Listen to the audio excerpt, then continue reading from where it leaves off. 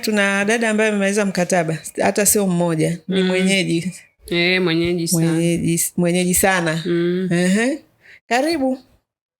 Naongera. Wewe umekuwa mwenyeji sana kwetu kwa miaka mingapi sasa uko na sisi? 3 imefika. Okay. 3 na anaenda tena 4. Na anaenda. Uende mapumziko. Unakusanya milioni 50 miaka 3 bado unakusanya hela. Hujatimiza lengo. Lengo lako ni kubwa kiasi gani? Natamani huu mwaka nitakao saini uwe wa mwisho. Uwe wa mwisho. Utakuwa umetimiza lengo. Unataka ukafanya nini? Mengi. Lakini lazima uprioritize. Uweke vipaumbele. Katika hayo mengi, la kwanza lipi linaanza? Lipi linaanza? Mimi nimejifunza kushona. Mnapenda kushona nyinyi. Kwa nini? Yani mimi naona biashara ya kushona saa nyingine kwa sisi, yani unajua bora wale ambao ni madesigner. Kwa sasa hivi mtu amnaye kuja hapa kwa ajili ya kwenda kushona, mpaka ujenge brandi. Uje ushonee watu. Wewe mwenyewe nguo ya kushona ulishona lini? Maana ukitaka kufanya biashara jitafakari na wewe mwenyewe. Mara ya mwisho kwenda kwa fundi kushona nguo ni lini? Mimi? Yani fundi anishonee nguo? Ndio. Nimeenda sana. Mara 3. Kwa mwaka huu? Ushashona mara 3? Sawa basi hiyo biashara naona inakufaa. Sasa atajishonea yeye. Shida na jamii shida nyingine ndio hiyo. Tunapendaga kufanya biashara tunazozipenda sisi. Hauangalii jamii inahitaji nini. Unaangalia mimi napenda nini, ndio unatafuta hiyo biashara. Unakuja kuiweka pale, hakuna anayekuja. Kwa nini? Kwa sababu hukuangalia mahitaji ya watu. Wewe uliangalia mahitaji yako binafsi. Mimi napenda hiki. Haya. Tunatoaga na ushauri wa biashara kushona sio kitu kibaya, lakini je, ni cha kuanzia? Unaweza ukawa unapenda kushona lakini ikawa labda ni biashara yako ya plani B, lakini kukawa na A ambayo ndio watu wanahitaji zaidi sokoni. Lakini pia wadada wa kazi na kushona jamani wanapenda. Yani ni kitu rahisi au ni nini? Yani dada wa kazi kuuza maono yake 90% kushona. Haya, Asa kama ni kushona miaka 3 yote unafanya nini huku? Si cherehani, ungekuwa mwaka mmoja tu unapata cherehani na frame unaanza. Nimeshainunua. Ushanunua? Nilikuwa zinahitajika mashine 2-3. Ushazinunua? Nimezinunua. Umetisha. Kwa hiyo mwalimu wangu akaniambia ukimaliza kununua mashine, jitahidi hata pale utakaposhonea uweke vitambaa, vitengi, yani zile accessories zote za ushonaji uwe nazo. Kwa hiyo hata mtu akija kushona akiangalia pale unakoshonea anaweza akapenda kitu fulani, au anaweza akasema hata kitambaa hicho ni nimekipenda. Okay. Kwa hiyo sasa ndio sasa hivi unakusanya vitambaa, maana mashine ushanunua. Sasa hivi unataka za vitambaa. Mbali na vitambaa kuna vitu vingine vya ziada pia. Okay, biashara utakuwa unafanyia wapi? Nitafanyia Morogoro. Ndio nyumbani? Mimi Bukoba nimetoka. Wewe ni wa Bukoba? Morogoro ni kwa nani? Mimi natoka Bukoba, nilifikia kwa mtoto wa mama mkubwa. Okay. Ni dada yangu, mtoto wa mama mkubwa. Bado unarudi kwa dada? Hapana. Sasa kumbe unaenda kufanya nini Morogoro? Alafu pia naenda kujitegemea mimi mwenyewe. Kule unaenda kujitegemea. Okay, kwa umechagua mkoa wa Morogoro. Nimechagua Morogoro. Okay. Haya, bosi wake anasemaje? Bosi wake alimsifia sana dada sana yani. Na huyu pia ni katika wale dada wetu ambao walianzia kwa miaka hiyo 3 nadhani wale walianzia chini. Na wakaanza kwa sababu bosi wake mkataba wake wa kwanza alilipwa 200,000, alafu wa pili alipokuja akaongezewa 50,000. Kwa mkataba alomaliza amelipwa 2,500. Ni wale walikuwa wanaanza wakajifunza kupitia mradi wetu mpaka sasa hivi hivyo wanaendelea kukua yani kulingana na. Kwa mshahara wako wa kwanza na ofisi yetu ulilipwa shilingi ngapi? 100,000 nilipelekwa huko Puma bandari. 100,000. Nilipokuja hapa. Okay. Nikakutana na bosi hapo getini anaingia. Na mimi nikawa ndo nafika. Saluni ndakaja nikaenda kwa saluni sijui. Akawa ananifanyia mahojiano. Akaniambia tunataka tukupeleke kwenye mshahara wa 200,000. Ila hauna vigezo vya kulipwa 200,000. Kwa hiyo ukienda huko ukaboronga tunakurudisha 100,000. Nasema tumekupa tu ofa. Kava wale. Nasema tumekupa tu ofa. Bosi anakupeleka kwa 200,000 ila hauna vigezo vya kulipwa 200,000. Kwa sababu hauna ujuzi wowote, yani mapishi nini hujasomea au kwa sababu pale Smart sijui mlikuwa mmeweka vigezo gani enzi zile. Kipindi kile kwa ndio mshahara 100,000 wengi. 200,000. 200,000 Smart ya kwanza ilikuwa 200,000 ambayo ilikuwa ni dada ambaye anaweza kuongea Kiingereza, dada ambaye anaweza kujisimamia na kujiongoza, mwenye uzoefu kidogo hizo. Kwa hiyo kigezo chako ulikosa nini? Haya Kiingereza si wamezaliwa nacho? Wewe ulikosa kigezo gani? Sabuni aliniambia hivyo kwenye mahojiano, akaniambia una kigezo cha kulipa 200,000 tunakupeleka 200,000 ukiharibu huko au bosi aketa malalamiko yoyote tunakutoa tunakurudisha 100,000. Sasa nilipoenda kule yani ile ilikuwa kama kengele kichwani mwangu.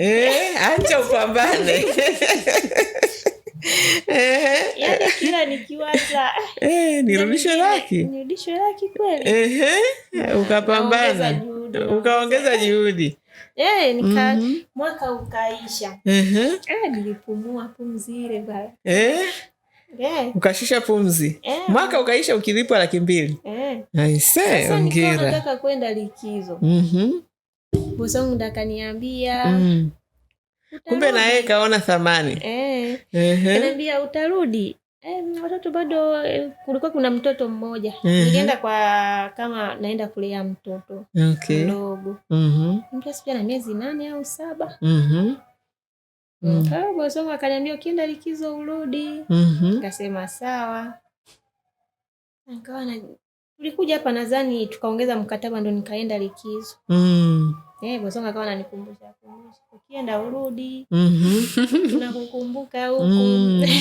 Unajua ukifanya vizuri lazima mtu tu atataka uendelee. Nikaja hapa tena tulikuta wewe na saluni.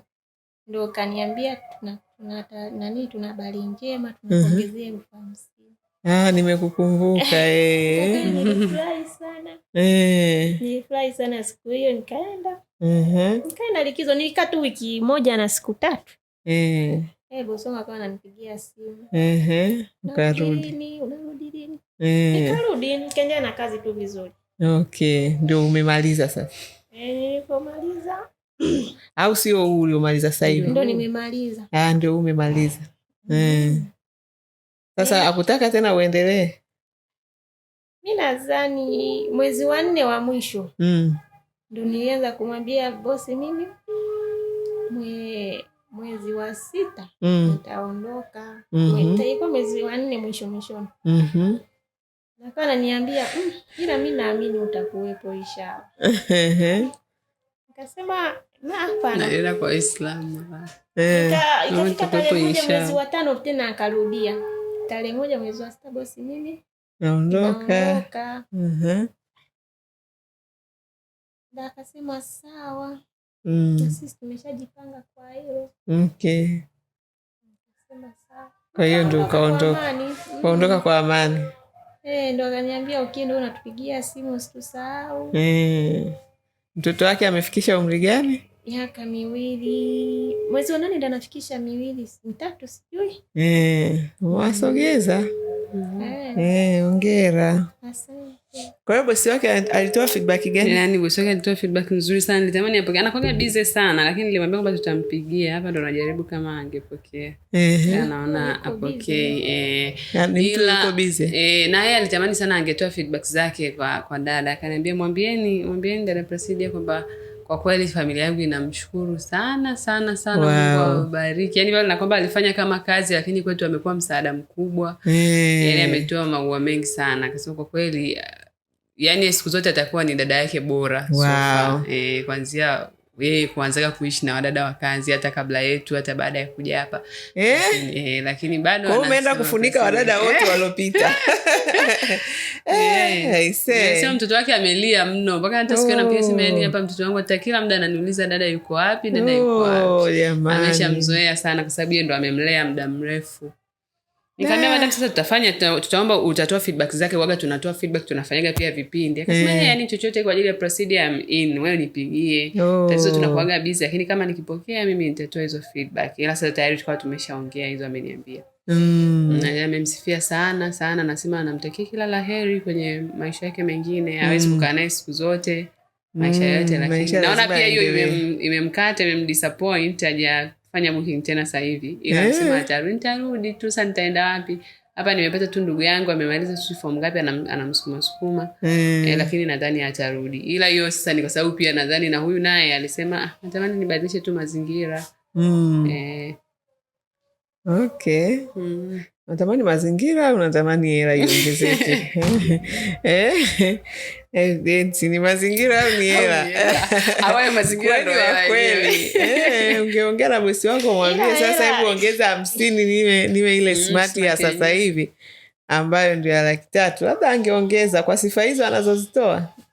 Pengine angeongeza ukawa umemalizia hapo malengo yako ya kazi za ndani. Maana umesema huu ndio mkataba wako wa mwisho, Mungu akipenda, si ndio? Kwa nini ukuongea naye au kuona ujasiri wa kuongea naye bosi aongeze kidogo? Sasa mimi najua hapa wewe umekuja hapa matarajio yako ni mshahara gani? Sema. Kwanza anajua kwamba ni 300,000. Yaani ndio kipindi ananipigia kuja huko. Nani nikamwambia tutaendelea na bosi yako.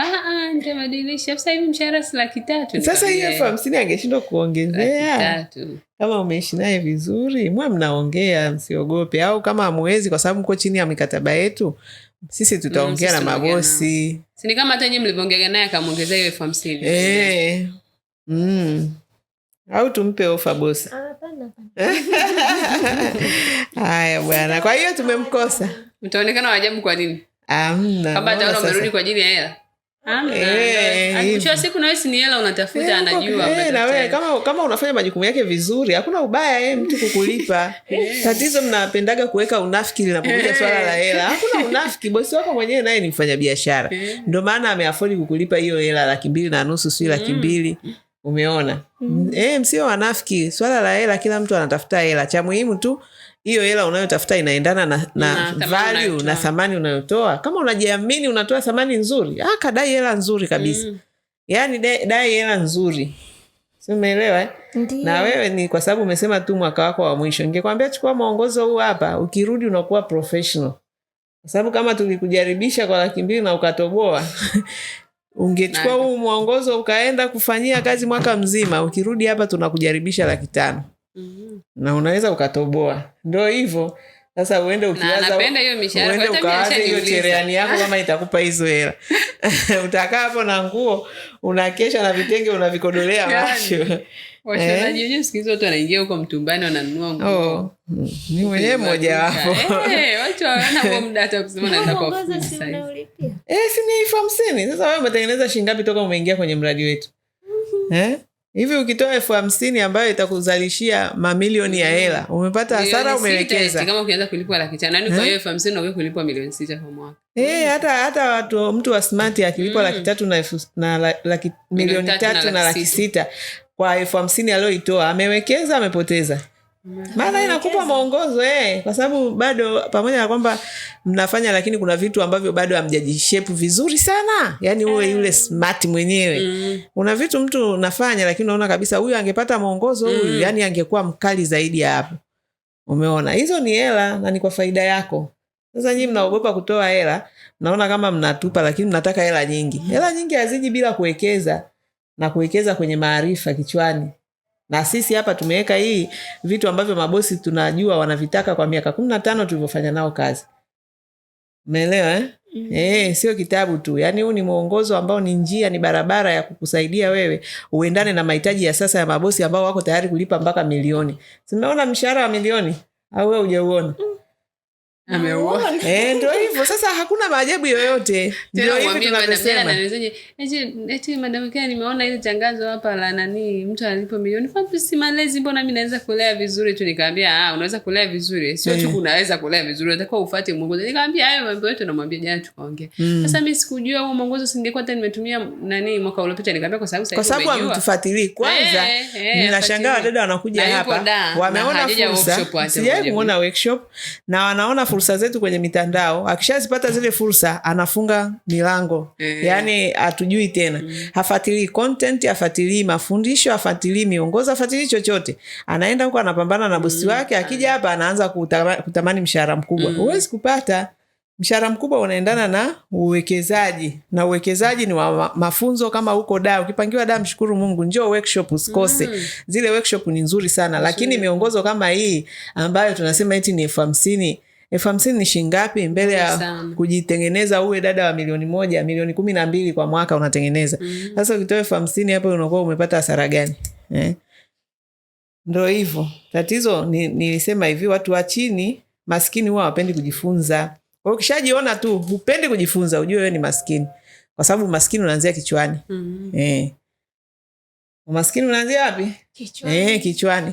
Ushajiona tu mambo ya kujishughulisha kujifunza sio mambo yako, ujue wewe ni maskini. Wala hakuna nani. Kwa sababu Biblia yenyewe inasema watu wangu wanaangamia kukosa nini? Maarifa yanapatikanaje? Si kwa kusoma, kujifunza. Kwa hiyo ukishaona uwezo upendi kujifunza, basi wewe ni maskini tu. Utabaki kwenye level yako hiyo ya chini. Haya. Basi sawa. Bosi wake mwenye jaribisha tena mara. Jaribisha mara ya mwisho kama tunampata, tuendelee na mambo mengine. Direct, lakini anyways sio mbaya. Na yeye pia alisema lakini alikuaga tu vizuri, mliongea nyumbani, si ndio? Ila ukashindwa tu kumwambia niongeze 50 tumalizie mkataba. Usiogope. Unajua kwa nini unaogopa? Kwa sababu huna uhakika na value unayoitoa. Na ndio hiyo moja ya mafundisho yangu. Mimi nakufundisha na kutransform kujua thamani yako ili uweze kuiuza. Si unaelewa? Unawezekana kweli unatoa thamani lakini uwezo wa kuuza hiyo thamani huna. Ndio maana mimi nawaambia njooni kwenye training zangu niwafundishe namna ya kujiuza. Kuuza ule uwezo wako, si ndio? Sio kujiuza kwa kuwa changudoa. Maana mkisikia kujiuza mnaanza huyu hapa amerutu. Afadhali. Hello madam, habari? Salama, habari? Salama madam, pole. Naona ulikuwa bize hapo nimekupigia mara kadhaa. Hamna shida, asante. Ni tulizungumza siku ile. Sasa tupo na dada Prasidi hapa. Ndio. Nikakwambia kwamba akiwepo waga tunafanyaga zile, tunakuwa nao tunafanya vipindi ambavyo anapata feedback zake moja kwa moja kutoka kwa mwajiri. Bosi wake ndo anampa comment hapo. Haya, toka hapa. Ndo bosi wake huyo Okay. Hello.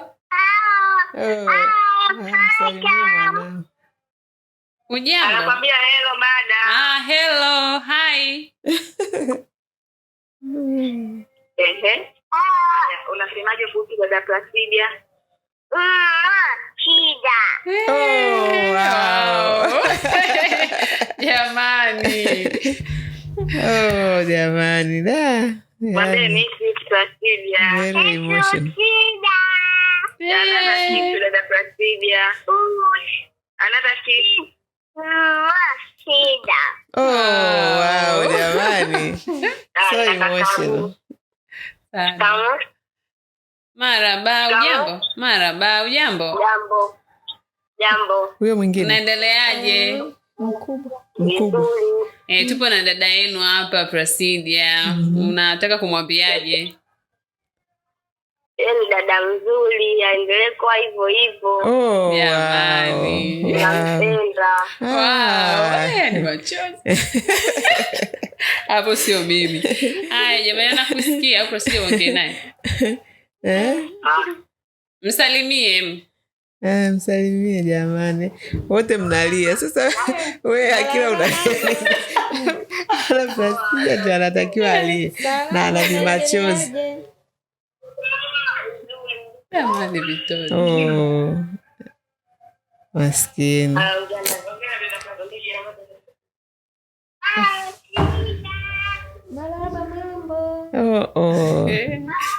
Jamani, yani wadada wangejua jamani.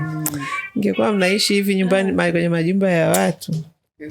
Ni baraka jamani.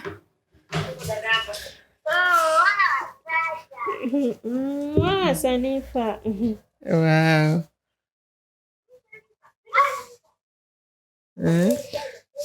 Shika tishu.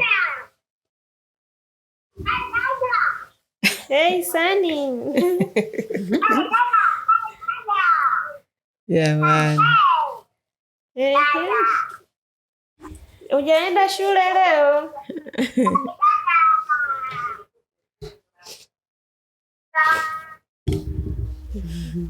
Wow.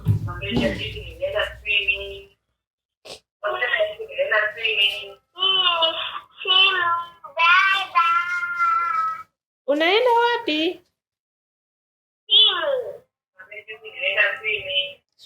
Swimming. Ulienda kuswim? Jamani, hadi raha. Haujaenda shule?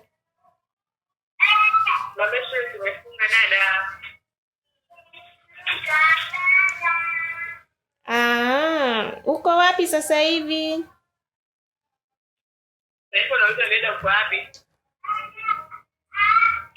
Mama niko nyumbani. Haya baadaye. Haya, bye bye.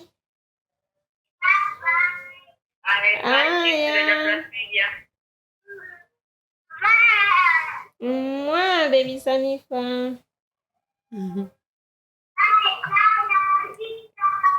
Bye dada Sanifa.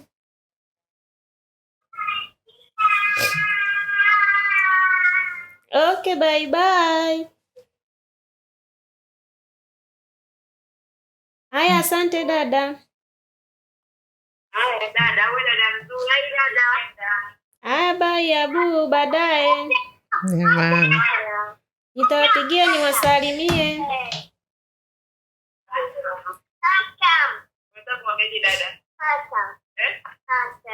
Welcome.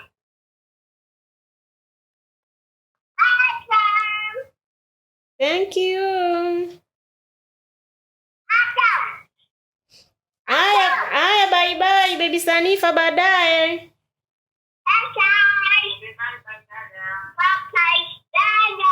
Bye bye baby. I say. Of course. Yes, madam. I hope umefurahi. That's it. But nataka watoe wenyewe watoto. I say ndio, yani kubwa lao hii. Asante sana madam, tunashukuru. Asante pia. Karibu tena sana. Asante. I hope nitaona hiyo interview. Yeah, utaiona. Asante. Okay, thank you so much, madam. Okay, thank you too. You're most welcome. Okay, thank you. All the best to Prasidia. We love her. Mwenyezi Mungu amtangulie kwenye kazi zake. Amen. She's a family to us, because she's welcome at any time. Not a must apitiwa dada center, she can just come at any time. Tunamkaribisha. Okay. Asante sana. Anakusikia. Asante. Okay, madam. Kwa kweli I'm speechless.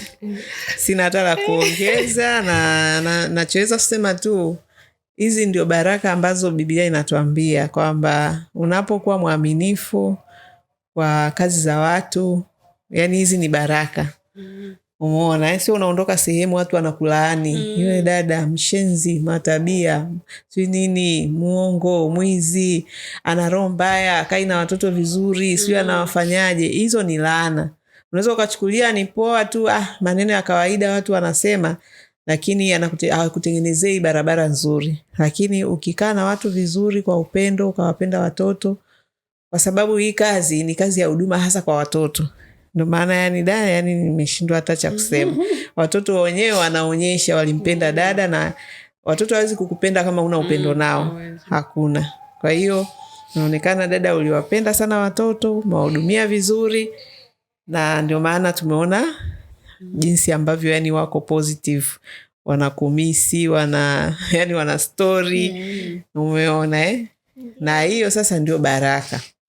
Yani hiyo Mungu atakufungulia baraka kwa sababu umeonyesha uaminifu wa neno lake. Yeye ndio amesema tuwe waaminifu ili atufungulie makubwa.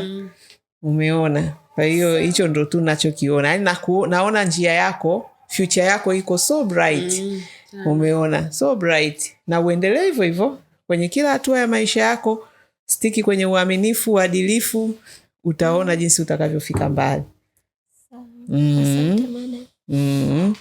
Ila usiache kujiongezea maarifa. Pamoja na kuwa na adabu nzuri, lakini jitahidi pia kujiboresha kwa viwango vya juu ili sasa uwe dada wa milioni. Umeona? Sawa. Kwa sifa hizo ulizopokea hapo, ukijiendeleza huku, unakuwa dada wa bei mbaya kabisa. Kwa sababu hivi ni vitu adimu. Wadada wangapi tunakaa nao hapa hawapati hizo sifa? Umeona? Kitu adimu duniani kinauzwa ghali. Almasi huwezi kuipata hapo barabarani. Na kwa kuwa huwezi kuipata barabarani, ukija kuipata, almasi bei yake mnaijua? Dhahabu unaijua? Tanzanite unaijua? Hayo yote ni madini adimu. Kwa hiyo binadamu pia unapaswa kuwa adimu kwa tabia zako na matendo yako. Unakuwa na vitu ambavyo sio vya kila mtu. Sababu sisi tunaona ni ujanja kuwa na matabia ya ovyo, ukiwa kazini kumjibu bosi wako vibaya, kufanya kazi zake ovyo. Yani hiyo ndio tunaona kama ndio mtindo wa kisasa. Kumbe ni ushetani na haitupeleki popote. Tunaishia kufukuzwa, tunaongelewa vibaya. Mabosi wanabaki wanalalamika tu, wasichana si nimechukua Iringa, nimechukua Dodoma, nimechukua Kigoma, nimechukua, yani wote sifa yao ni moja, wabovu. Umeona? Sasa mtu akija kukutana na wewe ambaye ndugu yangu unampata sifa kama hizi, lazima akushike kama lulu. Akikushika kama lulu maana yake amekulipa vizuri. Umeelewa? Ndio. Haya, mimi nakupongeza sana kwa kuchagua kuwa dada mzuri, maana huo ni uchaguzi wa binafsi. Hao waliochagua matabia yao mabovu nao wamechagua. Kwa kila mtu ana uchaguzi wake. Mungu ametupa willpower, wala tusisingizie sijui ni pepo, shetani. Tunapendaga kusingizia vitu. Wewe mwenyewe una choose. Unataka kuwa mtu wa namna gani? Wa nuru, wa giza, period. Kwa mimi nakupongeza sana kwa kweli. Sikutarajia kusikia feedback kama hizi. Asante. Hongera sana. Tunakupeleka kwenye smart ya 3 kwa ujasiri mkubwa.